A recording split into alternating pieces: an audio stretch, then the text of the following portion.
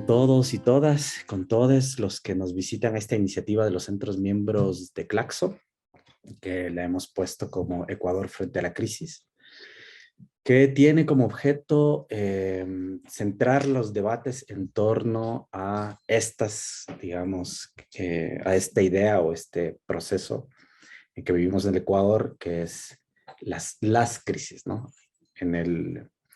En la mesa anterior hablábamos no de la crisis en singular, sino de las crisis en plural, pensando en que enfrentamos, digamos, la crisis relacionada con la pandemia, pero también una crisis política, también una crisis económica y también hablamos de la crisis ambiental. Para seguir con el debate hemos invitado hoy a Melissa Moreano. Ella es activista, ecologista, tiene unos varios artículos interesantes sobre los movimientos ecologistas en el país, y a Flores Milo Simbaña. Él es ex dirigente de la CONAIE, un compañero también que tiene varios trabajos sobre el movimiento indígena, y entre los dos intentaremos pues abrir esta discusión sobre la relación entre movimiento social y crisis. Entonces, para empezar, quisiera abrir esa pregunta, ¿no? Es decir, ¿cómo ustedes entienden la crisis ahora en el Ecuador? Melissa. Muchas gracias, Stalin. Gracias por la organización también al Instituto de Estudios Ecuatorianos y a todos los centros Claxo. Y feliz de estar aquí, ya le he dicho, feliz de estar con el Flores Simbaña en la tarde de hoy. Yo estuve pensando en esa pregunta, ¿no? De cómo entender la crisis, particularmente desde donde me posiciono, que son los ecologismos. Y cómo entender si también hablamos desde los ecologismos a veces de las múltiples crisis ecológicas que hay, ¿no? Entendida también la crisis ecológica como profundamente social, ¿no? Es interesante desde los ecologismos que nos situamos también en la izquierda, digamos, del espectro político, plantear la crisis ecológica o las crisis ecológicas también como crisis y evidencias de las crisis sociales, ¿no? Siempre articuladas, digamos, a la degradación de los seres humanos bajo el sistema capitalista, bajo el patriarcado, bajo el colonialismo. Esa degradación de los seres humanos, de las relaciones humanas, ¿no? De las relaciones de producción, esas relaciones de explotación bajo las que vivimos tienen su símil en la explotación de lo que llamamos naturaleza, ¿no? Del entorno que nos da el sostén físico de existencia a los seres humanos, ¿no? Entonces, entender la crisis ecológica así como una crisis, como una evidencia, un síntoma de una crisis profundamente social, profundamente económica, creo yo que nos da muchas pistas para no caer, digamos, en posturas ambientalistas que son ciegas a los problemas sociales, ¿no? Y que podrían fácilmente, y eso lo hemos visto muy claramente, fácilmente simpatizar con posturas que promueven el neoliberalismo, que promueven la perpetuación de la desigualdad social, que no luchan, digamos, en contra de una mayor equidad entre seres humanos, entre seres humanos. Entonces, creo que es importante caracterizar la crisis ecológica como un síntoma del sistema, ¿no? De la degradación de las relaciones humanas. También caracterizarle como, digamos, la visión más conocida, ¿no? Digamos que es la degradación de ecosistemas, la contaminación aguda, la degradación de los suelos, la pérdida de fertilidad de los suelos, la sobreexplotación de recursos marítimos, terrestres, la deforestación, que sabemos además que está en el origen de la pandemia, ¿no? De la emergencia de enfermedades zoonóticas. Creo que es importante resaltar todo eso, pero asociarle siempre a que eso tiene un origen en las estructuras sociales, ¿no? En las estructuras de tenencia de la tierra, en la obscena acumulación de riqueza en pocas manos, en una división internacional del trabajo que nos ubica a países como Ecuador a ser eternos proveedores de materias primas.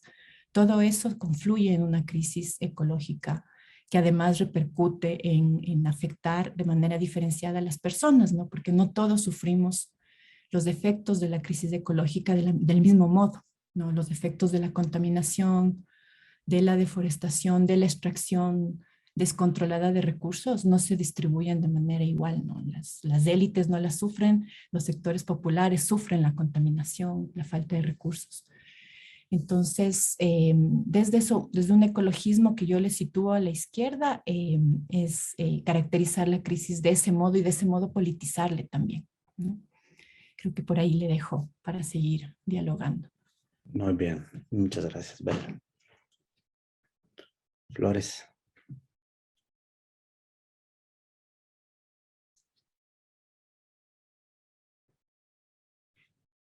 Tu audio.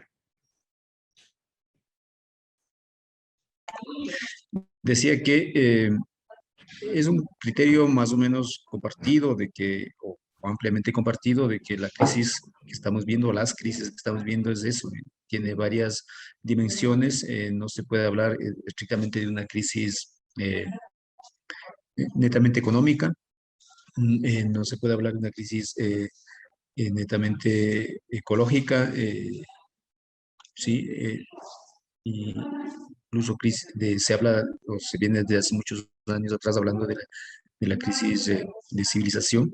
Eh, la situación que estamos viviendo es un acumulado bastante amplio de formas de crisis, de expresarse la crisis y de ser en sí mismo. Entonces, ahora, ¿cuáles son las que se expresan de manera más evidente? Eso depende de muchas circunstancias, ¿no? En este momento, la crisis que es que socialmente es evidente o es más evidente es la crisis sanitaria, ¿sí? Eh, Más allá del debate, pues creo que bizantino, de si la enfermedad tuvo origen de laboratorio o natural, por así decirlo, es, lo cierto es que la pandemia que estamos atravesando tiene varios componentes, no puede ser solo vista desde, desde el sentido, digamos, natural, sino también de que la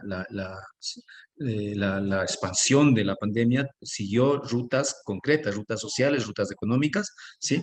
Y, y ha afectado a sectores de manera distinta, a las regiones del planeta de manera distinta, y las respuestas a esa crisis sanitaria de la pandemia también han sido distintas. Es decir, solo por mencionar un ejemplo que eh, dos de los países, dos países, digamos, concretamente Canadá y, y Estados Unidos, compraron medicinas, las vacunas anti-COVID, más allá de su población.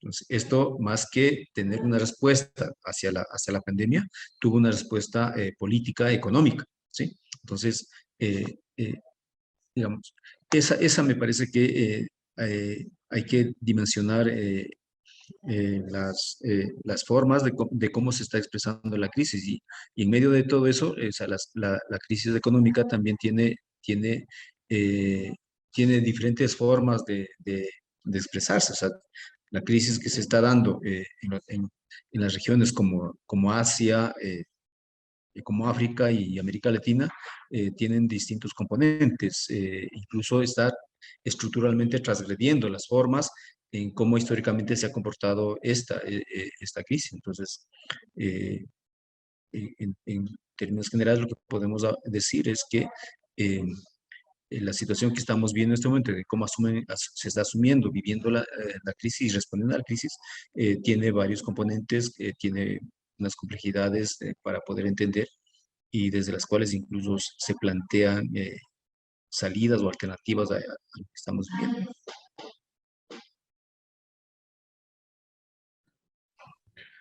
Digamos, si partimos de esta idea, ¿no?, de que nos enfrentamos a múltiples crisis que tienen expresiones en distintas vías, ¿no?, que son expresiones sociales, políticas, económicas, ¿no?, y ambientales o ecológicas, ¿no? Uno se preguntaría cuál es la relación entre crisis y movimiento social.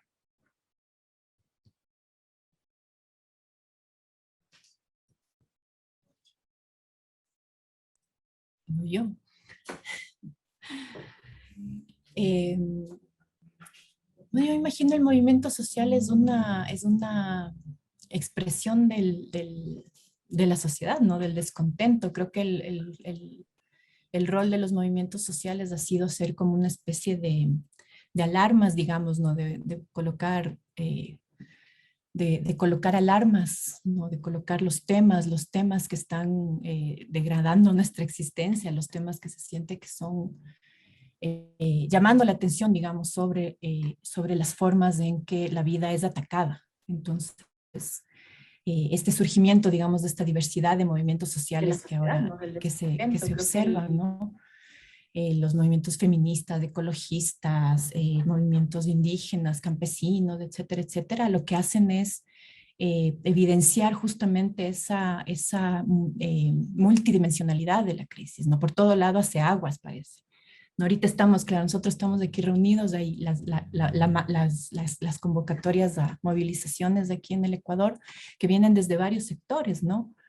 Y que expresan justamente, señalan los puntos críticos de la crisis económica, social, sanitaria, ecológica. Entonces, creo que el movimiento social hace eso, ¿no? Señala, verbaliza, visualiza, confronta al Estado, le señala qué es lo que está haciendo mal, cuestiona al capital, señala cómo las relaciones actuales están destruyendo la vida y el sostenimiento de la vida, ¿no? Entonces creo que es una especie de eso, de poner como señales, como banderas de por dónde está yendo, ¿no? Ahora, claro, para mí, uno de los mayores desafíos sí creo que es lograr la confluencia de todas esas, digamos, una crisis multidimensional, ¿no? Esto que estamos hablando ahorita de las crisis, lo ideal no es que tengan respuestas así, ¿no? Atomizadas. Para cada dimensión de la crisis, una lucha, sino que el camino hacia el que vayamos es a comprender la integralidad de esa crisis, que es multidimensional, pero es una sola, digamos, en el sentido de que desde los movimientos sociales de entender y actuar de manera articulada y converger en las peleas por empleo digno, por soberanía alimentaria, contra la criminalización del aborto, contra la instalación de la megaminería, ¿no? A favor de los derechos colectivos, etcétera. Digamos, ese creo yo que es el gran desafío. Creo que me estoy adelantando un poco en el conversatorio,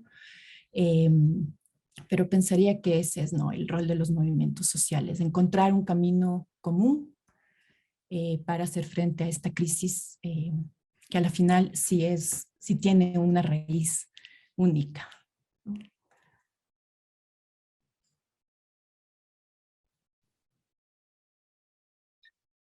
La crisis o las crisis tienen su repercusión bastante directa, digamos, con los movimientos sociales, porque de una u otra manera son, expresiones de lo que está pasando en la sociedad. Es decir, si nosotros nos remitimos a la región de acá, de la región andina, ¿sí? Vemos que Chile, Bolivia en un sentido, Perú, Ecuador, Colombia, ¿sí? Ha vivido procesos de respuesta a la crisis, respuestas de distintos niveles. Es decir, hay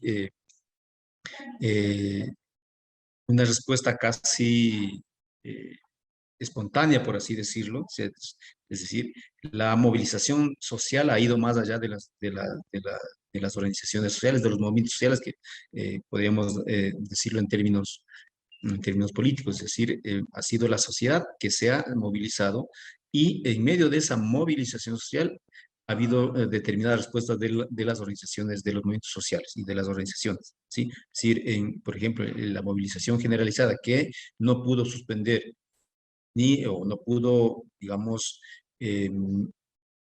disminuir ni la pandemia, ¿sí? Ha tenido una conclusión esa movilización, que fue amplia, además la que más tiempo duró en estar digamos, la sociedad en acción, termina con un proceso constituyente, ¿sí? Que es el que se está viviendo en este momento. Es decir, la movilización hace que las organizaciones sociales recojan un discurso y construyan un discurso, construyan una propuesta y tengan esa salida, digamos. Que no es el mismo caso en Colombia, o al menos hasta ahora no es el mismo caso en Colombia. Es decir, hay una movilización bastante fuerte, incluso bastante, no sé, no quisiera utilizar la palabra violenta porque, digamos, es bastante manipulada el significado de la violencia de la agitación social, pero sí es una movilización bastante profunda, bastante vertiginosa, si cabe el término, por decirlo de alguna manera, que si bien es cierto ha disminuido socialmente la movilización, no está movilizada. Creo que la sociedad en Colombia, la sociedad en sí mismo dejó de movilizarse, o por lo menos disminuyó en gran medida la movilización. Sin embargo, esta movilización sigue manteniéndose a través de instancias, digamos, ya más organizadas. Y hasta ahora no encuentro al menos una salida clara, ¿no? Sí, digamos, todavía esto es una perspectiva abierta, ¿sí? Que habrá que ver qué salidas encuentra el caso colombiano. En el caso de Perú, acá en el caso peruano las movilizaciones han sido un poco menores en comparación a Chile y a Colombia, ¿sí? Pero esa movilización más bien se ha desplazado enteramente o casi enteramente al plano electoral y ahí, digamos, logra poner o llevar al gobierno a un sector, a un candidato, a un político, que viene de una dirigencia social, que ha sido toda su vida dirigente social y que ahora está a la cabeza del gobierno de Perú, y las salidas todavía no están claras. La disputa por el rumbo que pueda tomar ese gobierno sigue todavía estando latente. Sí, es decir, es un proceso que no está cerrado, las respuestas no son las únicas, aunque la salida fue la vía electoral, pero ya las respuestas a la crisis y las respuestas de los sectores sociales todavía no terminan configurándose de una manera mucho más clara como podríamos esperar, ¿no? En el caso de Ecuador, aunque igual es un proceso bastante de agitación social bastante fuerte, que es octubre de 2019, es un proceso que, digamos, la movilización social y de los movimientos sociales eh, disminuye, pero se mantiene, y esta movilización social desemboca en un proceso electoral, ¿sí? No lleva a la presidencia a quienes representaban esta movilización, pero le deja en términos políticos electorales en una posición bastante fuerte. Pero ya en el ejercicio de ese triunfo electoral, por así decirlo, de esa corriente, poniéndoles no solo en el plano electoral, sino en el plano político global, sí, tampoco es que las respuestas están bastante claras. ¿Sí? Las disputas políticas, no solo en la sociedad, sino dentro de los mismos movimientos que salieron como producto de ese triunfo electoral, sigue siendo bastante eh, tensionadas, y buscando respuestas un poco más claras. Entonces, digamos, esas son como algunas de las relaciones directas entre la crisis y los movimientos sociales y la sociedad y la movilización social en sí misma. Pero cuando yo les escucho hablar, digamos, tenemos un consenso en esta idea sobre la crisis y creo que el centro de la crisis tiene que ver con el desarrollo del capitalismo en el mundo, por decirlo de alguna forma, ¿no?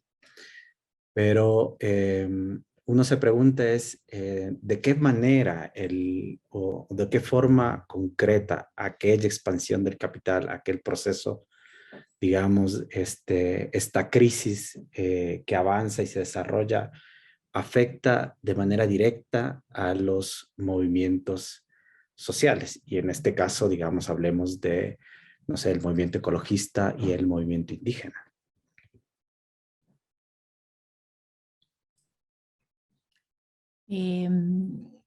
Afecta de manera directa, ¿no? Yo estaba pensando justamente en una reflexión que venimos realizando con algunas compañeras en cómo a raíz de la pandemia, eh, la securitización, o sea, la gestión de la pandemia, creo que vamos a estar todos de acuerdo también en que ha sido de tipo seguritista, no ha sido el interés de la salud de las personas el centro, digamos, de la gestión que han hecho nuestros gobiernos, ¿no? Y peor, los dos nuestros, digamos, que han gestionado la pandemia, digamos, el interés no ha sido que la gente esté sana, que no nos contagiemos, que sepamos de lo que nos enfrentamos, sino que ha sido implementar medidas de seguridad, ¿no? Una gestión con toques de queda permanentes, estados de excepción, limitar la movilidad de las personas, etcétera, etcétera, ¿no? Que además tiene esta expresión ahora con el tema de la vacuna, ¿no? Que si no te pones la vacuna vas a perder derechos y etcétera, etcétera.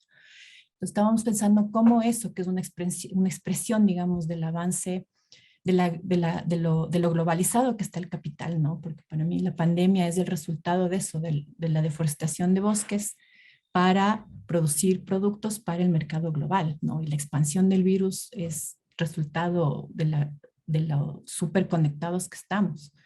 Entonces, ¿cómo eso que es un efecto directo, digamos, de la globalización y de la expansión del capital, que es la pandemia, tiene esos resultados concretos que en nuestros países son, por un lado, haber detenido la movilización social que venía con ímpetu del 2019, ¿no?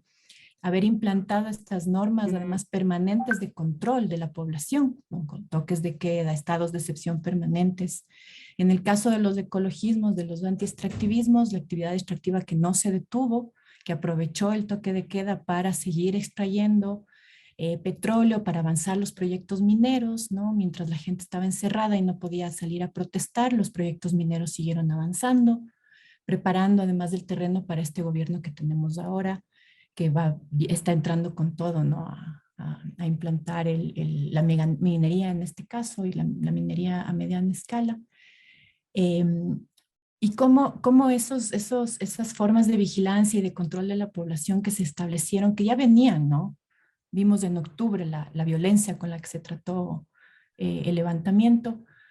Durante la pandemia se instalaron mucho estos dispositivos de vigilancia, de control, la virtualización de la vida, todo esto, también cómo va a impactar las futuras movilizaciones, ¿no? Cómo la hipervigilancia que se nos hace a través del mundo virtual, cómo va a impactar en la gente que sigue movilizada y que se va a seguir oponiendo, en este caso del que yo estoy hablando, a los proyectos extractivos, por ejemplo, ¿no? Este es un impacto real y súper concreto, ¿no? La gente en Buenos Aires, la gente en Quimsacocha, en la cordillera del Cóndor, en el río Anzú, en Napo, ¿no? Se están oponiendo aquí en el noroccidente de Pichincha. Hay este levantamiento, digamos, en oposición a los proyectos extractivos que se están implantando por todo el territorio. ¿Cómo va a transformarse, digamos, la represión que recoge este año y medio de encierro y de vigilancia que hemos tenido? Entonces, eso es un efecto súper, súper claro de lo que tú dices, ¿no? De la expansión del capital. Y luego, lo otro evidente en este caso es además la expansión, ¿no? de los proyectos extractivos. Yo no soy de la lectura de explicar todo a través del extractivismo, ¿no? Me parece que la explicación de que todo es extractivismo tiene sus límites, pero sí es una fuerza muy fuerte, muy importante que avanza sobre los países, que además se asienta en esta eterna historia nuestra de ser proveedores de materias primas, ¿no? Entonces no logramos, digamos, desde los movimientos sociales anti-extractivistas, ecologistas, no se ha logrado, digamos, trastocar, digamos, esta posición de nuestros países como proveedores de materias primas, y acordémonos que ese fue uno de los temas de mucha pugna con los gobiernos progresistas, ¿no? No se logró transformar nuestra vocación de exportar materias primas. Y yo creo que eso también es digamos, hay que reflexionar lo que tú nos estás planteando, ¿no? Cómo esa fuerza global tiene esos impactos concretos y cómo la respuesta que se da desde los movimientos sociales también es en este punto así multiescalar. Entonces yo pensaba, para detener el antiextractivismo, para detener el extractivismo, perdón, es absolutamente necesario pelear también por una reforma fiscal, ¿no? O sea, necesitamos que el Estado viva de otra cosa, que no sea la exportación de petróleo y cobre, ¿no? Que ese no sea su plan.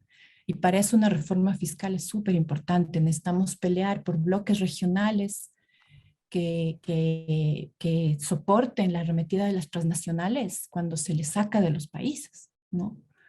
Eh, que es algo que si aquí se quiere en realidad parar las concesiones mineras, nos vamos a enfrentar a una serie de juicios internacionales, ¿no? En estos tribunales de protección de inversiones. Entonces, digamos que desde el movimiento ecologista, desde los movimientos en los que yo estoy más inmersa, hace falta pensar también esta multiescalaridad, podríamos pensar, de la crisis también para que las respuestas tengan un anclaje en esas otras escalas, ¿no? Que salgan también de la resistencia local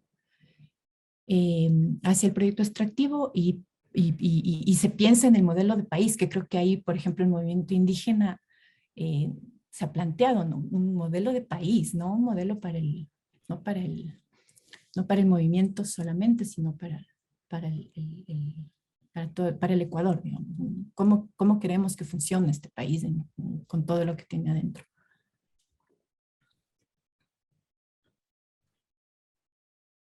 Flores. Digamos, ¿cómo afectó o cuál fue la relación de la crisis o las crisis, en este caso directo del movimiento indígena? Pues eh, si nosotros tomamos o partimos de cuando el Ecuador entró a la crisis oficialmente, por decirlo de esa manera, en el 2015, eh, pues sí tuvo fuertes repercusiones en contra del movimiento indígena, de los movimientos sociales en general, particularmente el movimiento indígena, porque si nosotros tomamos en cuenta desde el 2015 para adelante, vemos una serie de, de arremetida del Estado en su conjunto, y no solo del Estado, sino también desde los sectores de poder, en contra del movimiento indígena. Entonces, eh, eso provocó cierta disgregación, no solo organizativa, sino también incluso política del movimiento, que tardó mucho en recuperarse, ¿sí? Y que en ese proceso que se estaba viviendo, eh, aparece, no, bueno, no aparece, sino se da el fenómeno de octubre del 2019, en donde crea un nuevo escenario, ¿sí? Que le posibilita no solo al movimiento indígena, pero sobre todo al movimiento indígena, eh, eh, nuevos elementos para crear un discurso, ¿sí? Un discurso bastante potente, digamos así, en términos sociales, como ya anotábamos antes, y que incluso una de las salidas de octubre fue lo electoral, no la única, porque otros procesos en medio siguen ahí pendientes, que no se sabe, no se sabrá hasta cuando ocurran, a dónde va todo lo que provocó octubre. Entonces, eh, pero de una otra manera, lo que ha permitido las respuestas que ha ido dando el movimiento indígena y las respuestas que ha recibido desde el Estado y desde los distintos sectores de poder, ha sido una colocación en el centro de la crisis al movimiento indígena. Entonces, si nosotros vemos los discursos que se crean en el escenario político, tanto electoral como postelectoral y ahora el nuevo gobierno, siempre está enfocado a responder, incluso a veces crear escenarios en donde intentan que el movimiento indígena actúe o de respuestas, ¿sí? Entonces, esa, digamos, es como la divisa central de cómo ha relacionado la crisis con el movimiento indígena. Ahora, ¿qué ha provocado el movimiento indígena? Ya en términos un poco más políticos, ha provocado que sus estructuras organizativas se convulsionen, y al decir se convulsionen, no estoy diciendo necesariamente una debilidad, ¿sí? Es decir, lo que yo en términos generales he calificado a esto que muchos llaman crisis, lo que el movimiento indígena está viviendo es un proceso de transición largo, ¿sí? En medio de ese proceso de transición de tiempo largo, aparece un fenómeno social que acelera ese proceso de transición, ¿sí? En este momento estamos de un...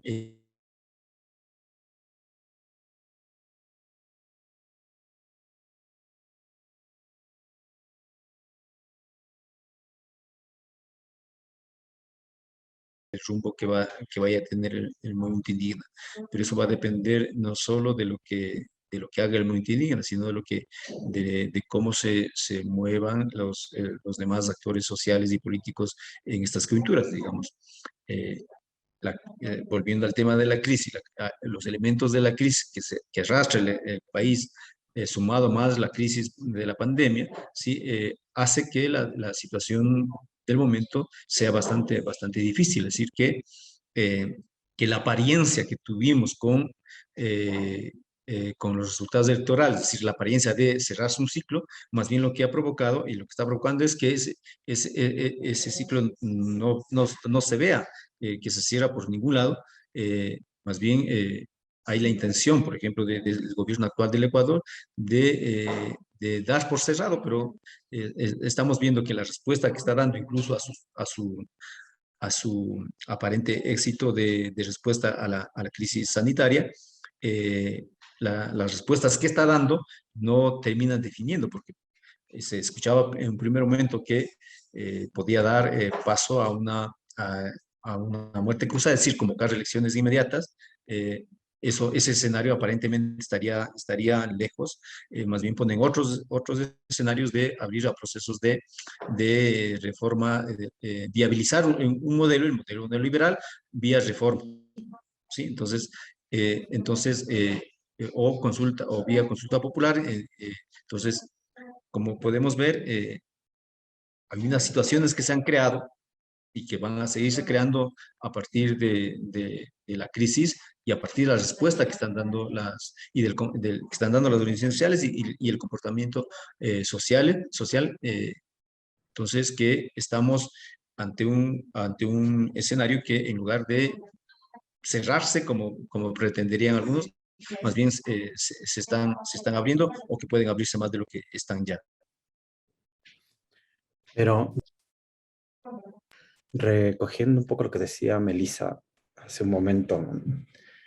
¿Cómo entendemos este giro un poco contradictorio, ¿no? Es decir, hablamos de una crisis económica, hablamos de una crisis política, hablamos de una crisis ambiental, hablamos de una crisis social y, digamos, y en esa representación de la crisis, pues siempre están, digamos, las disputas, los movimientos sociales y, digamos, la conflictividad, ¿no? En ese escenario, dices, Melissa, bueno, la respuesta del gobierno es una respuesta de mayor presión sobre los movimientos sociales, de mayor control sobre la movilización social, de mayor, de reforzar, digamos, esta dimensión más represiva, por decirlo de alguna forma. Lo cual da muestras también de que cuando hablamos de la crisis no necesariamente estamos hablando de, digamos, de las crisis de las élites o de la crisis del poder, ¿no? Sino que hay una en medio de la crisis hay una reafirmación del poder, y en ese poder, digamos, hay un nuevo lugar o un intento, digamos, de situar a los movimientos sociales. ¿Cómo explicamos, digamos, ese giro, digamos, o esa contradicción? No sé.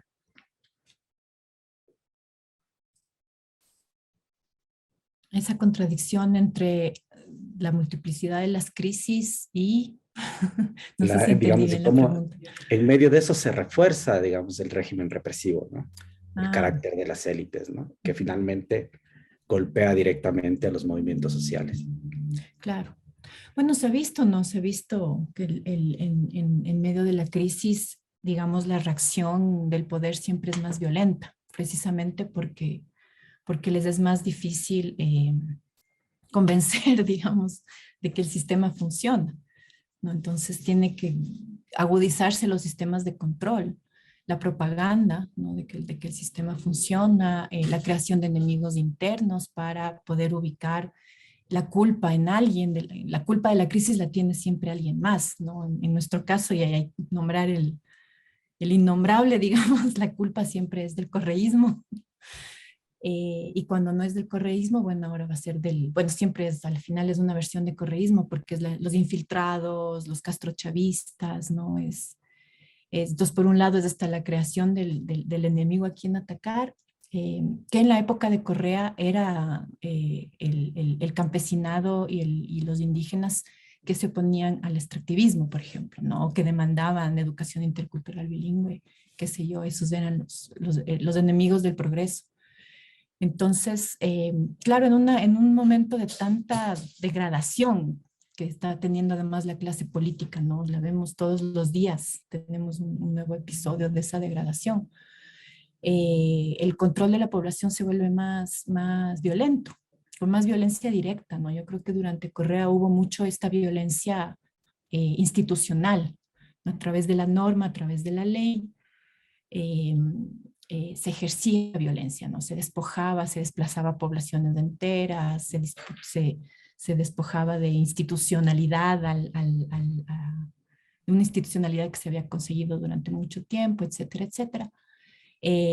Ahora creo que la reacción va a ser más violenta, directa, en el sentido de violencia física, eh, como resultado de la propia crisis para poder seguir implantando el modelo, ¿no? A mí la contradicción que me da es cómo Flores nos decía el recuento de lo que ha pasado en los otros países, ¿no? Que las movilizaciones sociales terminaron en un resultado electoral más alejado de lo neoliberal, digamos, ¿no? En cambio, en el Ecuador terminamos con el gobierno más neoliberal. Yo creo que eso hay que analizar, ¿no? ¿Qué es lo que sucedió ahí?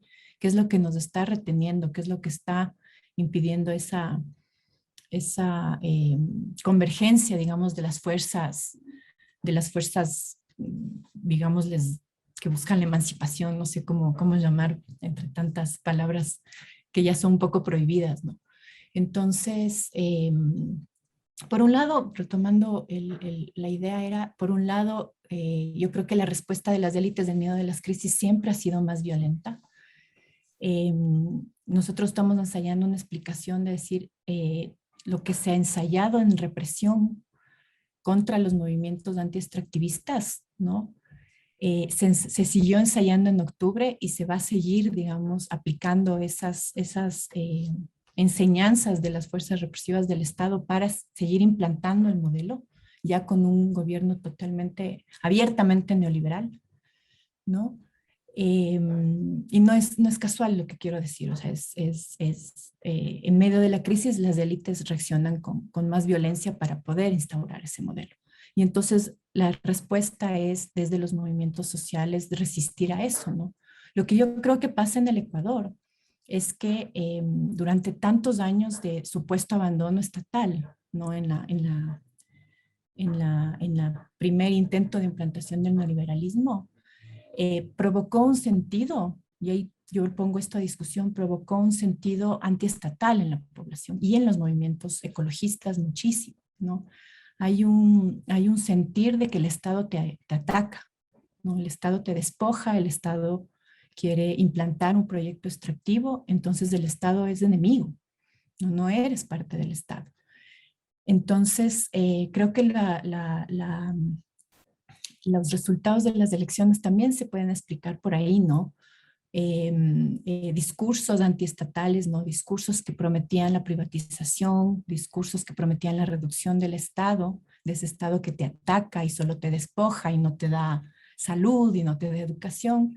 Entonces, un discurso antiestatal, privatizador, tiene mucho calado y eso también creo que hay que conversar, ¿no? Y ahí yo encuentro la contradicción, ¿no? Por un lado, es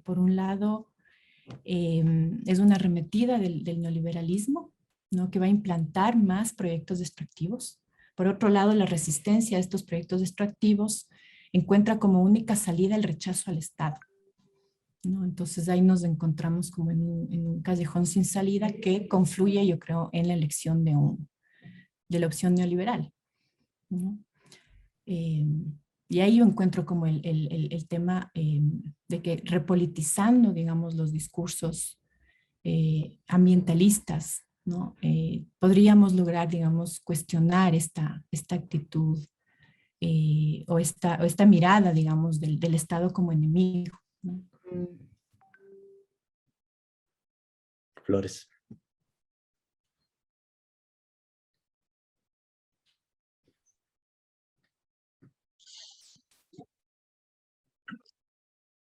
Digamos,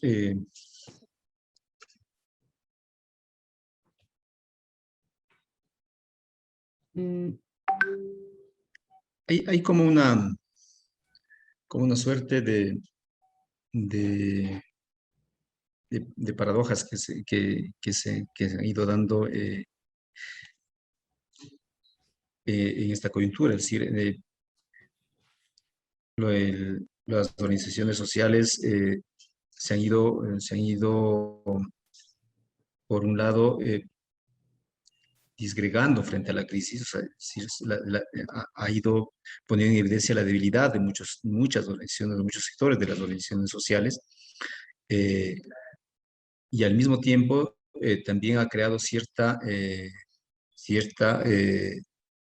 como apatía social, ¿sí? A procesos organizativos, sobre todo a partir de, de la pandemia. Y justamente un poco lo que decía Melissa más atrás. La pandemia, ahí también hay que leer el tipo de respuestas que han dado frente a esta crisis, que no ha sido solo, no ha tenido solo una lógica, eh, vamos a decir, de salud, sino en algunos casos incluso enteramente políticas alrededor de, de, de, de la pandemia. Eso ha provocado ciertas disparidades, incluso contradicciones entre los procesos organizativos, ¿sí? O los procesos organizados y la sociedad en sí mismo, ¿sí? Eh, eh, ha, en algunos casos ha abierto algunas brechas y en otros casos incluso ha provocado contradicciones. Que lo electoral ha podido dar a crear puentes alrededor de eso. Si nosotros revisamos el comportamiento electoral, no solo a nivel social, sino incluso a nivel territorial, vamos a dar cuenta que, por ejemplo, en el caso de los votos alrededor del movimiento Pachacuti, tiene estos dos componentes básicos. Es un voto de los sectores populares, ¿sí? Y es un voto de los sectores rurales, ¿sí? Más rural, ¿sí? Eh, y que la votación, al menos hasta los datos que se tiene, no es tanto de los sectores de jóvenes, ¿sí? Como al menos habría que esperarse dado el discurso del candidato presidencial, ¿sí? Entonces, por un lado, crea canales que conectan a los sectores organizados con la sociedad, ¿sí? Pero al mismo tiempo también crea algunas fisuras que hasta ahora se ha podido como responder a eso. Y al mismo tiempo crea también, por un lado, ciertas posiciones, vamos a decir, que buscan salidas combinadas, ¿sí? Y también ha creado discursos, no sé si la definición es radical, o por lo menos ultristas, ¿sí? Que ambos discursos generan movilización en su derredor. En el caso del movimiento indígena se ve claro eso, es decir, hay un discurso que se ha creado bastante definido como radical, otro discurso que intenta ser un poco más complejo, ¿sí? Y que no es que el uno desplaza al otro, más bien los dos están conviviendo ahí y han tenido ciertas repercusiones, ¿sí? Sociales, ¿sí? No es que el uno es escuchado y el otro no es escuchado, sino ambos discursos, por lo menos los dos discursos más visibles, tienen cierta raigambre social. Entonces, eh, esto hace que la realidad que estamos viviendo al interior de las organizaciones sociales sí, sea bastante, no solo complejo, sino además bastante,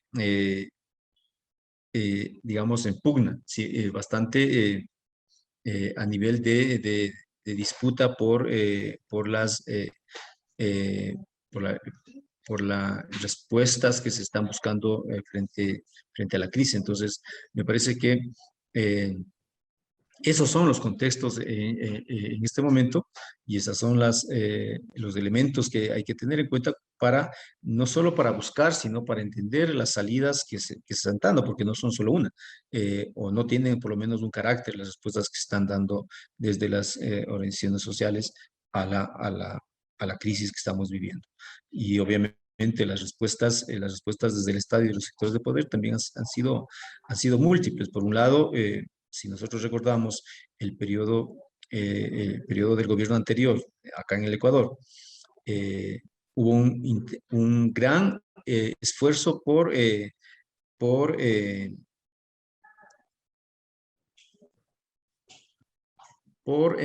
no ir al confrontamiento con la sociedad, con las organizaciones sociales, o al menos en apariencia. Pero ese mito, por así decirlo, se desvaneció con el levantamiento de octubre. Es decir, en octubre se vio hasta dónde el Estado y los sectores de poder podían llegar, a los niveles incluso de violencia que pueden llegar en contra de la sociedad, en contra de los movimientos sociales. Y ese es un discurso que se ha ido construyendo ahora de, de poner en un rol determinado a los movimientos sociales, ¿sí? Cuya matriz es la matriz de la violencia. Entonces, eh, eh, y al mismo tiempo, crearles un escenario o pretender crear un escenario a las organizaciones sociales. También han ido, una de las tareas fundamentales que se han puesto estos sectores es no solo disputarles la legitimidad social a las organizaciones, sino también quitarles el discurso, ¿sí? Un poco lo que decía Melissa. Eh, todo sentido de lo social es calificado es motejado de socialismo, de castrochavismo y de un montón de cosas más, que incluso resignificando esas palabras, ¿sí? Entonces, tanto se significa, y además no es un fenómeno que solo pasa en el Ecuador, sino es un fenómeno mundial, ¿sí? Que ahora los en Estados Unidos, los candidatos demócratas, en el caso que ganó el presidente, eh, cualquier mínima alusión a lo social es calificado como socialismo. Es decir, el candidato Biden, que ha sido un anti antigobiernos progresistas, por decirlo, incluso anti-Cuba, ¿sí?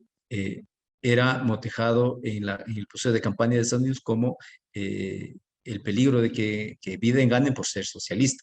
Entonces, sí.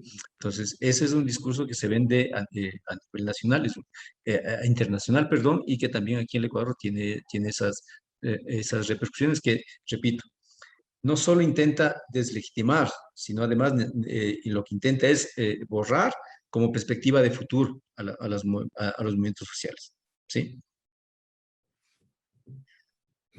Yo, digamos, yo no, coincido mucho con esta idea de la Melissa sobre el sentido antiestatal que se fraguó en el primer periodo neoliberal, ¿no? Yo creo que fue más bien al revés, ¿no? Es decir, las disputas de las organizaciones indígenas, campesinas y los movimientos sociales tenían un ejercicio profundamente proestatal, digamos, ¿no? Se ha expresado en los gobiernos locales, digamos, en las disputas normativas, en las disputas legales, etcétera, ¿no? Creo que digamos, este uso del anticorreísmo, ¿no? Este uso, digamos, de las élites del anticorreísmo en torno a hacer, digamos, de la obra pública, de la inversión y del discurso progresista, cualquier rezago de, digamos, de socialismo, etcétera. Me parece que es un tema que, digamos, en esa alianza entre las élites y los medios de comunicación lograron, digamos, como consenso entre, digamos, un consenso social para persuadir cualquier iniciativa en torno al este. Pero más allá del sentido antiestatal que puede estar presente en sectores de la población, sin duda, digamos, yo creo que ahí el movimiento ecologista lo vive de especial forma, ¿no? Y dentro del, digamos, y en la medida en que el movimiento indígena comparte bases con el movimiento ecologista, también hay esos, comparten, digamos, estas visiones antiestatales, ¿no? Creo que también la crisis de los movimientos sociales, la de complejidad de lograr esa articulación, también permiten que aparezcan otros discursos, ¿no? Que no sean, digamos, las formas que fueron organizadas justamente, digamos, que organizaban los movimientos los periodos anteriores, ¿no? Pero recogiendo lo que plantean en esta idea de, bueno, este es un nuevo momento, es una nueva coyuntura en donde, digamos, se están construyendo discursos anti-movimientos, se están construyendo discursos antiestatales, se están construyendo, digamos, estrategias de represión, de contención de los movimientos sociales. Uno se pregunta en este momento, ¿cuál es la situación de los movimientos sociales? En este caso, el movimiento indígena, el movimiento ecologista. ¿Cuál es la fuerza para contener, digamos, esa arremetida, digamos, de las élites? Pueden cambiar el orden si quieren, ¿no? Como quieras. ¿Quieres decir tú, Flores? Está bien. Y pueden intervenir cuando quieran también, ¿no? A ver, un poco, yo creo que los discursos y las estrategias de los movimientos sociales en general y del movimiento indígena son múltiples, digamos. El hecho del antiestatalismo y que aboga en términos estratégicos por una autonomía completa, ¿sí? Existe, es uno de los temas de debate al interior del movimiento indígena. Y al mismo tiempo que hay este debate, ¿sí? Y estas posiciones, también hay el otro tema que puntualizabas, Stalin, es decir, hay posicionamientos y estrategias que se asientan a partir de lo estatal, sobre todo a nivel de gestión de los gobiernos locales. Y vamos a decir que estas dos y otras han tenido cierta raigambre social, es decir, las posiciones de completa autonomía respecto del Estado, sobre todo han sido bastante asumidas en términos sociales en los sitios que enfrentan procesos de resistencia antiminera, ¿sí? En cambio, el otro, que hace referencia a lo estatal, pero en términos locales, más ha tenido éxitos en donde la administración territorial, comunitaria, obviamente, ha tenido mayor peso. Es decir, y ahí ha habido o existen actualmente varias experiencias bastante fuertes, digamos así, aunque en algunos casos, en algunos están enfrentando fuertes crisis, pero en su momento han tenido fuerte peso y han significado no solo peso a nivel local, sino a nivel general del movimiento indígena. Entonces, hay varias respuestas que se están dando, hay varias percepciones de la realidad, no solo en términos políticos, sino también en términos estratégicos, ¿sí? Entonces, lo mismo a nivel de ver la crisis en su globalidad y las respuestas también en su globalidad. Es decir, hay algunos sectores, hay, sí, en algunas regiones, en el caso del movimiento indígena, que priorizan una lucha desde sus realidades y desde sus necesidades. Pero hay otros sectores que eso es impensable.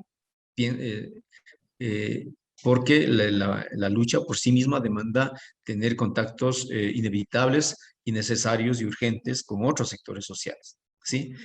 Esta característica o este elemento, por así decirlo, ha sido más presente, por ejemplo, en esas experiencias donde se hace énfasis en la gestión local del Estado, ¿sí?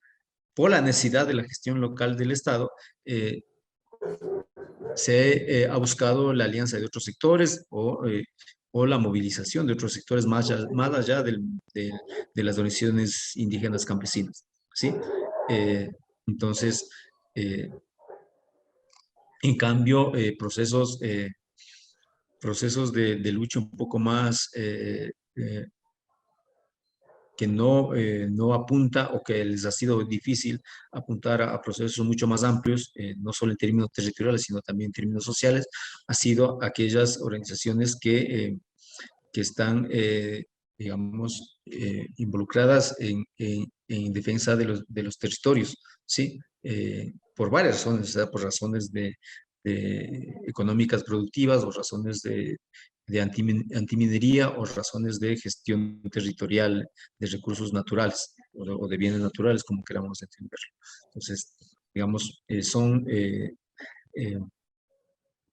elementos que hay que tomar en cuenta para ir o intentar una definición del movimiento, en este caso en términos más globales. ¿Sí? Esas múltiples realidades están ahí presentes, como las instancias nacionales, ya en este caso la CONAIE, o el mismo Pachacuti, cómo recoge esas realidades, es bastante difícil una posición definitiva, ¿sí? Es decir, solo para mencionar el conflicto o las tensiones que se armaron en el proceso electoral. Entonces, una lectura no solo simple, sino incluso a veces maniquea, era que Pachacuti representaba se afincaba en los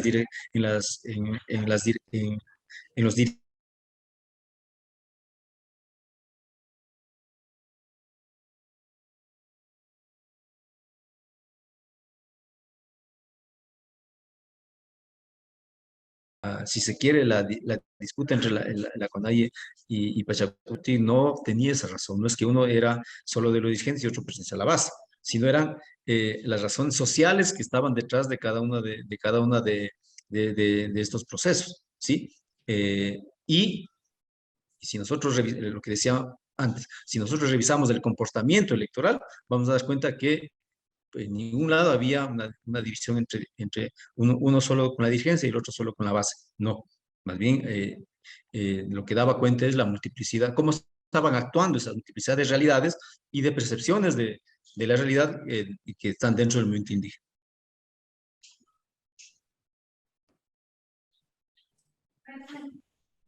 Sí, en el caso de los ecologismos, porque también hay mucha más diversidad y menos articulación, ¿no?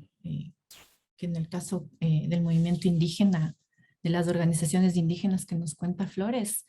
Pero yo quería primero hacer la puntualización. Me parece importante lo que los dos decían, esta diferenciación que sí hay, yo creo, a nivel territorial entre el Estado central y el Estado local, ¿no?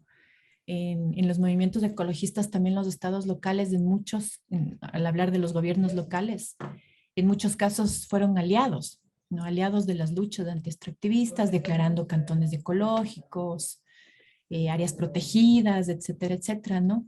Entonces sí hay una distinción, y ahí coincido con ustedes, entre lo que se logra con el gobierno local y lo que significa el Estado nacional, ¿no? Lo que significan los ministerios y esta mirada que también hay en los temas de antiextractivos entre cómo se articulan las empresas extractivas con el Estado, ¿no? Como una sola cosa que llega al territorio y despoja, ¿no? Y te da unas migajas de regalías anticipadas para contentar, digamos, a la población que va a ser afectada, ¿no? Entonces ahí sí creo que hay una distinción clara entre lo local y lo nacional a nivel del antiestatismo al que yo me referí, ¿no? Es anti el Estado eh, eh, nacional, ¿no? Y al gobierno nacional. Pero coincido también en el uso que se ha dado, ¿no? En el uso oportunista y muy, muy acertado del anticorreísmo, ¿no? Para crear la situación en la que estamos. Ahora, entre las estrategias de las distintas organizaciones ecologistas, movimientos ecologistas, frente a esta arremetida, ¿no? Lo que se siente como una fuerte arremetida de proyectos extractivos en todo el territorio. Antes todo el extractivismo estaba como más asociado, digamos, a la Amazonía, ¿no? A estos territorios marginalizados por el Estado-nación, ¿no? Desde donde se extraía de manera permanente recursos para exportar y generar fondos para el desarrollo. Ahora está en todas partes, digamos, ¿no? En todas las provincias hay concesiones mineras, en todas las provincias hay empresas entrando. Entonces hay una sensación, claro, de ubicuidad, digamos, del proceso extractivo, ¿no? Un recrudecimiento.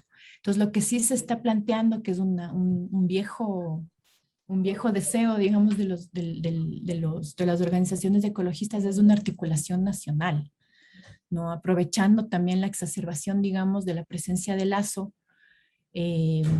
eh, una de las estrategias que se está apuntando de manera fuerte y relacionado a esta presencia en todo el territorio de intereses extractivos es tratar de hacer una gran articulación nacional antiminero en este caso, ¿no? Entonces creo que esa es una estrategia bastante interesante, se ha intentado varias veces. Y por diferentes razones no ha resultado. Entonces veamos ahora cómo sigue caminando eso.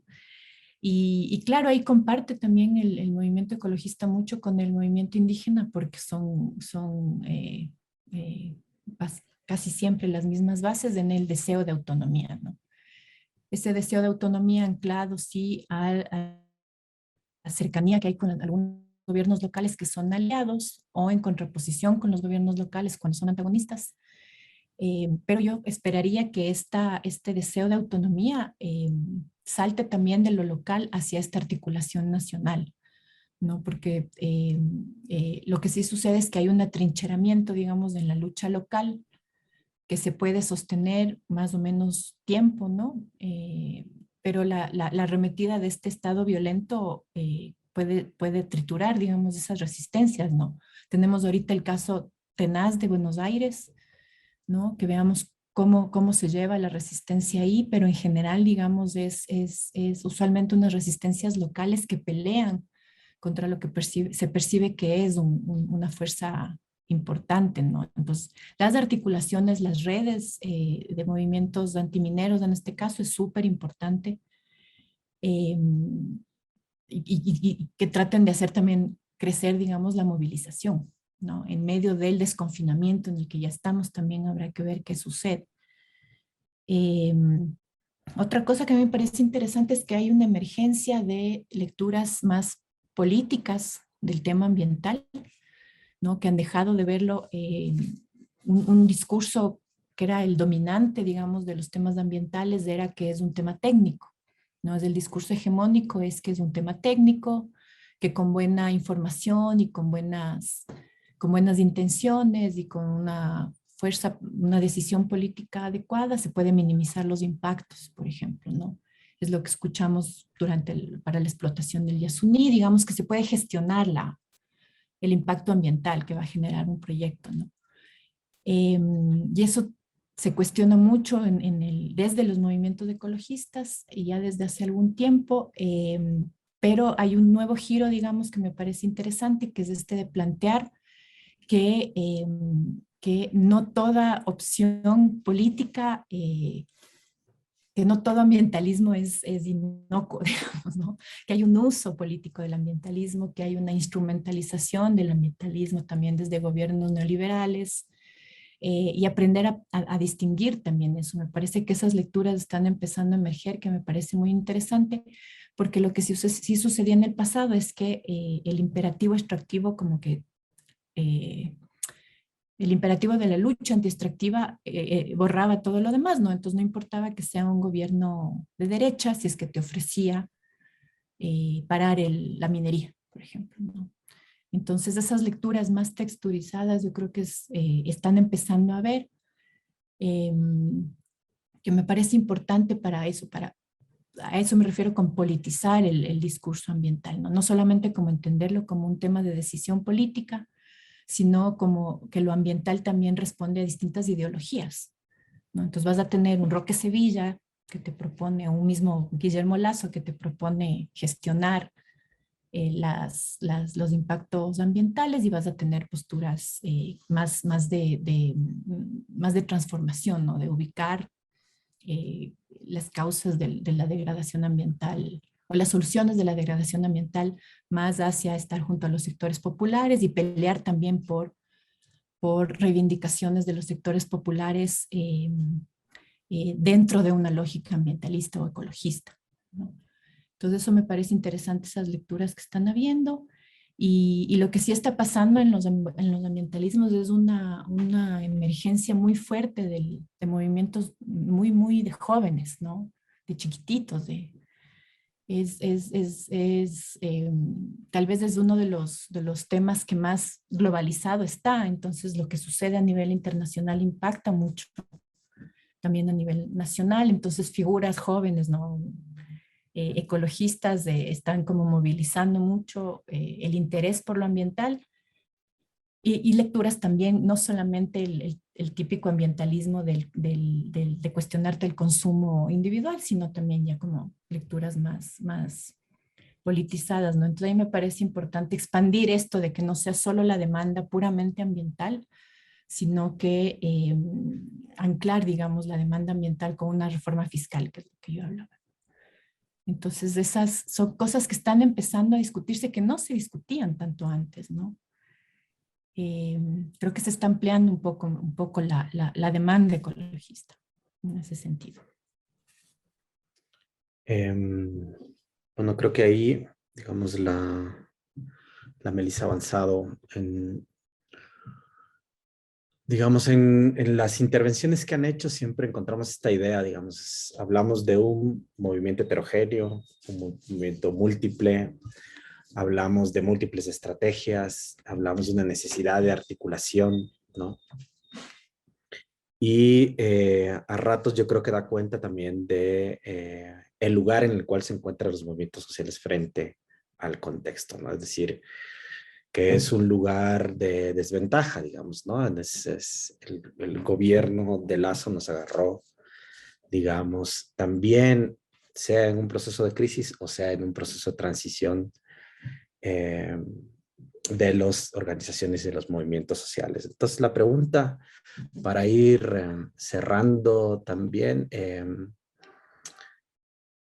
digamos, ¿qué pasos necesitamos dar, digamos, en la construcción o reconstrucción de los movimientos sociales? Es decir, ¿qué les hace falta en este momento a los movimientos sociales para contener la crisis?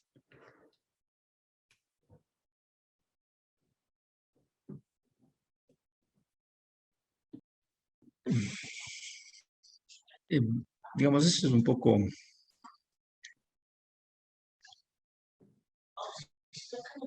echar mano de la bola de cristal. Eh, yo lo que diría es que en concreto, las cosas o los elementos de la realidad que han servido para eh, esta estructuración del movimiento indígena, de su discurso sobre todo, ¿sí? Eh, es que tiene algunas propuestas desde el lado de la producción, digamos, desde el lado de la producción, por un lado. Por otro lado, tiene una resignificación de lo comunitario, ¿sí? No solo como realidad territorial, sino sobre todo como una realidad social, económica, política, cultural, ¿sí? La comuna, que es el núcleo central del movimiento indígena, actualmente ha tenido varios procesos, bueno, no actualmente, sino es una transformación de largo aliento, eh, que, eh, que ha permitido, por un lado, nuevos elementos de debate para la propuesta, en este caso, de la plurinacionalidad y del summa causa, aunque también ha abierto ciertos conflictos, ciertas tensiones internas, ¿sí? Que si nosotros reparamos en los discursos de los actuales dirigentes nacionales, vamos a ver que esas aparentes contradicciones, aparentes renovaciones, más que renovación del discurso, son contradicciones que están al interno, porque lo que intentan es dar cuenta de esta nueva realidad que están viviendo el núcleo central del movimiento indígena, ¿sí? Pero, en términos generales, lo comunitario está siendo resignificado y está adquiriendo nuevas formas, que incluso está permitiendo nuevos debates a la visión de la plurinacionalidad, ¿sí? Entonces, esos son como unos elementos eh, eh, para alimentar una propuesta, una salida, una búsqueda de salidas a la crisis. Pero al mismo tiempo también, y esto viene de- de octubre, pero no nace en octubre, sino que se evidencia, digamos, de una manera mucho más fuerte, es esta necesidad de, de acercarse a otros procesos sociales, ¿sí? Eh, y eso es una necesidad que ha venido sintiendo el movimiento indígena desde la lucha contra los TLCs del 2000 al 2006, ¿sí? Esa era una permanente búsqueda que tenía el movimiento indígena, ¿sí? Que encontró vamos a decir, como aliados en ese proceso de lucha, pero que esos procesos sociales se fueron, digamos, disminuyendo, o incluso algunos desaparecieron. Solo por mencionar, lo que quiero decir con esto es decir, en la parte final de la lucha contra el TLC, uno de los aliados fundamentales, sobre todo en el sector urbano, para el movimiento indígena, para enfrentar la lucha contra el TLC, fue el movimiento rockero, ¿sí? Ese movimiento rockero actualmente ya no existe, al menos como movimiento. No digo que no existan los rockeros, porque no existe un movimiento rockero, ¿sí? Al menos como lo conocimos en esa época, cuando tenía su mayor fortaleza política, ¿sí? Y eso ha pasado con muchos sectores sociales, ¿sí? Eh, por ejemplo, hay intenciones desde las movilizaciones de 2012 en el Ecuador, de acercarse a un sector bastante dinámico, bastante fuerte, además que tiene un discurso bastante fuerte y bastante propositivo, que es el movimiento de mujeres, ¿sí? Pero el movimiento de mujeres es tan heterogéneo, tan diverso, ¿sí? Que intentar un proceso más sostenido, más permanente, sí se ha vuelto bastante conflictivo. A partir del levantamiento de octubre, se creó lo que fue el Parlamento de los Pueblos, ¿sí? Que lamentablemente no se dio continuidad, no se sostuvo ese proceso del Parlamento de los Pueblos, ¿sí? Eh, Ahora se lo intenta retomar, esperemos que no sea demasiado tarde para retomar el proceso del Parlamento de los Pueblos, pero, por ejemplo, de octubre también salió el Parlamento de las Mujeres, ¿sí? Que tuvo su dinámica bastante fuerte en un momento, que después tuvo sus contradicciones, pero digamos, esa es una de las posibilidades de acercamiento que ha venido trabajando el movimiento indígena, y no solo el movimiento indígena, sino esa intención de unidad no solo es unidireccional, o sea, no solo ha estado buscando el movimiento indígena, sino estos otros sectores sociales también han estado buscando. El eterna búsqueda de alianzas con el sector del movimiento sindical ha tenido varios tropiezos, ¿no? Es decir, hubo un momento en que el movimiento sindical estuvo recuperándose, hablando en términos de tiempo, entre más o menos 2010 y 2015-16 estuvo en un proceso bastante en ascenso, y luego un poco se dilató ese proceso. Actualmente esperemos que dada la crisis, dada la necesidad, porque uno de los temas fundamentales, por ejemplo, de este gobierno es transformar las relaciones laborales, ¿sí? Incluso de poner dos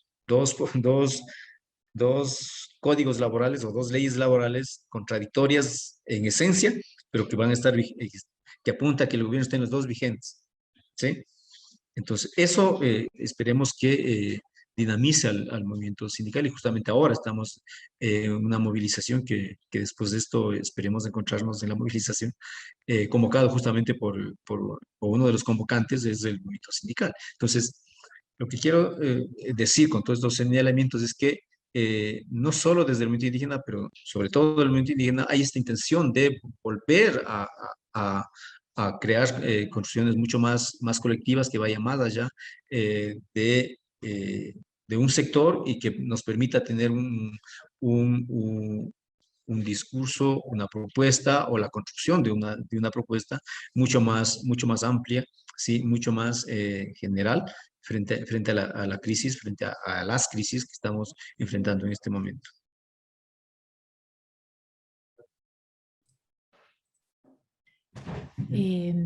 Yo así cortito, porque creo que casi todo lo que podía decir es muy similar a lo que dice Flores. Creo que el camino es articularse, ¿no? Como creo que dije al inicio, articular estos movimientos que por momentos parecen aislados, ¿no? Que mantienen luchas aisladas, digamos. El gran desafío yo creo que es el articular para formar, sí, un gran movimiento popular, digamos, que responda a estas múltiples dimensiones de la crisis. Entonces, creo que sí, la gran deuda, digamos, de los otros movimientos, si les podemos llamar así, siempre ha sido que no ha habido desde hace años, digamos, la fuerza para crear una presencia en las ciudades, ¿no? Y siempre estamos esperando que el movimiento indígena reaccione. Esto es una discusión que esta es una discusión que se viene teniendo, yo he escuchado varias veces, ¿no? Que se espera que el movimiento indígena abandere todas las movilizaciones, ¿no?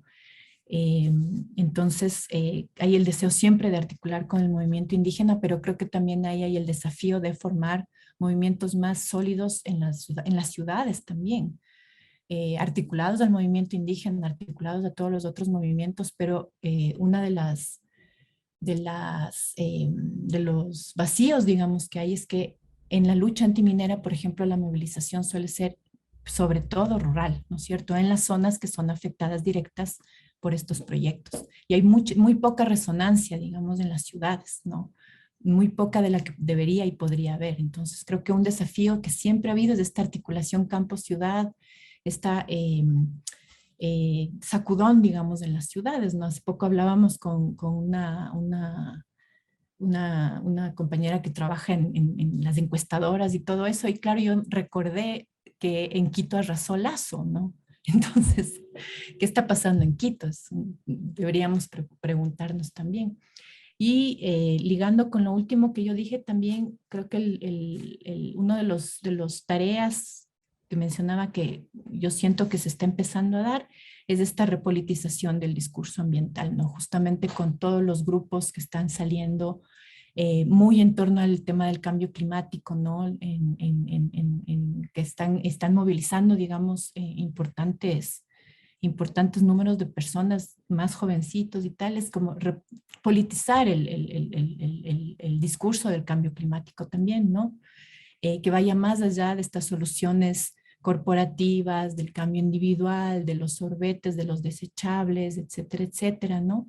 Que suelen resultar soluciones y planteamientos elitistas también a la final, ¿no? Todo el tema también pensando en los movimientos campesinos asociados a la soberanía alimentaria, al comer sano, ¿no? Como cuestionar la elitización de todos esos discursos a través de una politización del discurso ambiental me parece esencial y que está dándose, ¿no? Está dándose precisamente, yo creo, por la crudeza de las crisis de la arremetida, ¿no? Y ahí también creo que para tener lo que está viendo también es en este acercamiento permanente, este deseo permanente también de articular con el movimiento indígena. Otra de las discusiones que también se plantea es a abandonar, digamos, las posturas coloniales que llegan a ser racistas, ¿no? Que plantean digamos que los pueblos indígenas, las personas indígenas tienen que oponerse al extractivismo, ¿no? Y si no se oponen al extractivismo, entonces no son buenos indígenas. Que es esto que Astrid Ulloa en Colombia habla del nativo ecológico, ¿no? El mandato de lo que es el buen indígena. Y eso también se está cuestionando al interior de ciertos sectores del movimiento ecologista y creo que si eso no se desvanece, una articulación en términos políticos con el movimiento indígena es difícil, ¿no? Si es que sigues, digamos, con este mandato de lo que deben y no deben hacer los otros.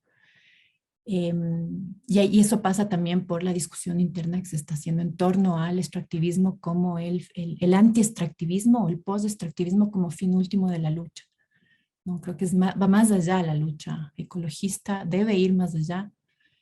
Y de nuevo, recogiendo lo que dije al inicio, está totalmente integrada, digamos, en la lucha por la justicia social y los temas sociales, ¿no? Entonces, por ahí serían los pasos, pienso. Bien, muchísimas Mi punto. gracias, compas. Lo último, así para cerrar. ¿Cuáles son las propuestas o digamos las claves que nos propone el movimiento ecologista y el movimiento indígena para superar las crisis? Te la puse fácil. La revolución. No, digamos, ahí, digamos, es un poco más complejo esta respuesta y difícil. Eh, yo creo que el movimiento indígena ahorita está experimentando digamos, varias salidas, ¿no? O varias propuestas, ¿no? Por un lado, en esta lógica que de resignificación de lo comunitario, el movimiento indígena ha mostrado mucha experiencia respecto de transformar las lógicas productivas, ¿no? En donde ya no solo la pelea es por la producción, ¿sí? Agraria, en el sentido agrario, sino también además de producir, eh, también sea producir sano. O sea, y ahí el tema de la agroecología es una de las puntas de lanza en este momento. ¿Sí? Quizás a nivel nacional no se ve tanto esto, pero sí tiene fuertes repercusiones a nivel local. En el momento que más se vio esta dinámica fue en los peores momentos de la, de la, de la pandemia, cuando vimos que desde las comunidades salían carros de alimentos, no solo para el mercado, sino además también como en términos de solidaridad, ¿sí? Eh, repartir a los sectores urbanos donde se estaban muriendo de hambre por las restricciones de la movilidad.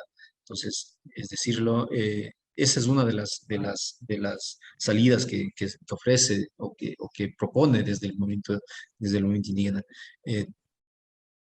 El sentido del ecologismo anti-extractivo también ha provocado una vitalización del discurso de la tierra, ¿no? Es decir, volver o tener una visión nueva de lo agrario en tanto y en cuanto de soberanía alimentaria. Ese es otro de los discursos que había que rastrear de cómo se está construyendo, se está manejando al interior del mundo, porque no hay una sola percepción respecto de la soberanía alimentaria, ¿sí? Porque algunos hacen bastante énfasis en eso, en el tema de la producción, y otros hacen más énfasis en el tema de acceso a mercados, pero acceso a mercados en términos comunitarios, en términos de llegar, en términos de producción agroecológica, ¿sí? Y de consumir bien, como en algunos casos se habla, es decir, una relación más estrecha entre el productor y el consumidor. Esa es otra de las, de las propuestas, y la propuesta más inmediata del tema de, de lo social, ¿no? Es decir, que, como dicen los dirigentes nacionales, que la crisis no solo la crisis no lo paguen solo los pobres, y eso implica una reforma completamente distinta a las políticas que han venido marcando los últimos gobiernos para enfrentar la crisis, donde el peso se pone más en los sectores populares que en las clases administrativas. No solo eso, sino además se construye un discurso, porque actualmente frente a la crisis hay que salvar al empresario para que dé empleo, ¿sí? Y hay que salvar al empresario eh, por encima de los derechos elementales de los trabajadores y de los consumidores. Entonces, volver a retomar un discurso renovado, eso sí, desde una perspectiva ecológica, desde una perspectiva de suma causa y desde una perspectiva de lo comunitario, es uno de los elementos que se está, digamos, proponiendo desde el movimiento indígena. No son propuestas terminadas, no son propuestas, pero son cosas que están en construcción. Y bueno, eso va a depender del rumbo y de las acciones que vaya tomando en el camino que está presentando, ¿no? Como por ejemplo la movilización de hoy día mismo, es decir, de cómo se vaya comportando la sociedad ante procesos de movilización, va a depender mucho de lo que podamos hacer más adelante.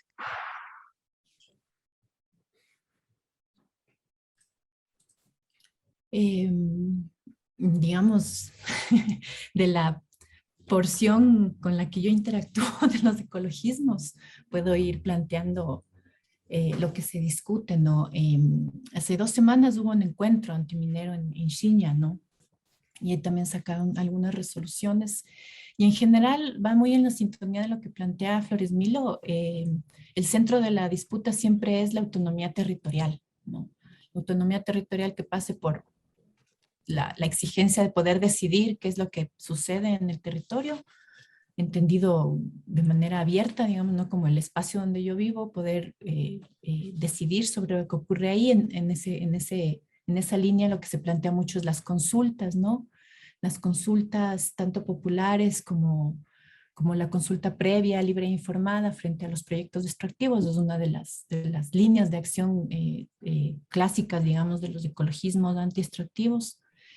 Que tiene que estar asociado también y está usualmente asociado con eso, con la búsqueda de alternativas económicas, ¿no? La autonomía económica que pueda ser, digamos, puesto como contrapeso al ingreso extractivo, ¿no? Es decir, eso pasa por transparentar además las cifras de beneficio que deja el Ecuador la extracción de minerales o de petróleo, y frente a eso confrontar lo que perdería la economía local, ¿no? Todo lo que se perdería a nivel local debido a los impactos ambientales que generan estas actividades. Lo que les decía antes, ¿no? El formar frentes nacionales, siempre ha habido ese intento de formar frentes regionales, frentes nacionales que logren articular las luchas que se dan más a nivel local. Y ahí, claro, siempre es de nuevo la articulación con la estructura del movimiento indígena, ¿no? Otra de los planteamientos que se sostienen aún más en torno al tema petrolero es la moratoria. La moratoria, la expansión de la frontera petrolera, el cierre, expansión hacia sobre todo ahorita la pelea es la expansión, que se detenga la expansión hacia la Amazonía centro y sur de la explotación petrolera, ¿no? Que se evalúe todo lo que ha pasado en la Amazonía norte con la extracción de petróleo. Ahí tenemos todas las demandas por el cierre de mecheros, por la restauración ambiental de la contaminación petrolera. Y ahí yo creo que lo que se está tratando de posicionar es este anclaje que yo decía a la geopolítica global, digamos, ¿no? Que demandar el fin del extractivismo requiere, digamos, una disputa por que la crisis la paguen los ricos, ¿no? Por generar ingresos desde otros rubros que no sean el petróleo y que no sean ahorita el cobre. Entonces eso pasa por demandar justicia fiscal por un lado, ¿no? Poner impuestos a los ricos, a las grandes fortunas en el Ecuador, detener las privatizaciones, ¿no? Ubicar bien cuáles han sido los beneficiados de la pandemia, por ejemplo, ¿no? Recién salían las noticias de que la Favorita, Grupo El Rosado y Santa María, que no sé cómo se llama, no me acuerdo cómo se llama la corporación, incrementaron brutalmente, digamos, sus ganancias durante la pandemia, ¿no? Porque nunca cerraron. Nos mandaron a cerrar los mercados, pero los supermercados nunca cerraron. Entonces, esas fortunas deberían ser tasadas con impuestos fuertes, ¿no? Y por otro lado, también comprender eso, que sí es complejo, digamos, demandar la reversión de concesiones mineras y petroleras sin un bloque regional que nos apoye. Porque ya vimos lo que sucedió con el juicio a Texaco, con Petrobel también, en Perenco, son petroleras que salieron del país y nos demandaron en tribunales internacionales. Entonces, la salida del extractivismo sí es regional, me parece a mí, la total salida del extractivismo. Entonces, una pelea regional así con articulación regional es vital para detener los proyectos extractivos en todos nuestros países en América Latina. Eso. A ver, pues muchas gracias, compas. Yo pensé que íbamos a hablar de la revolución ecosocialista y plurinacional, pero creo que está muy bien lo que han planteado y lo que han dicho. Y quiero agradecerles con eso el tiempo, la paciencia. Digamos, el ejercicio que estamos haciendo es un ejercicio más didáctico también. Digamos, aquellos y aquellas que nos miran en nuestras redes, digamos, es un público más cercano a los sectores populares, más cercano a las organizaciones sociales, y queremos que camine por esa vía, por la ruta de las escuelas de formación política y el debate. Así que eso, muchas gracias por su presencia y por su tiempo, y sigan atentos que en 15 días volvemos a hacer un nuevo ejercicio de Ecuador frente a la crisis.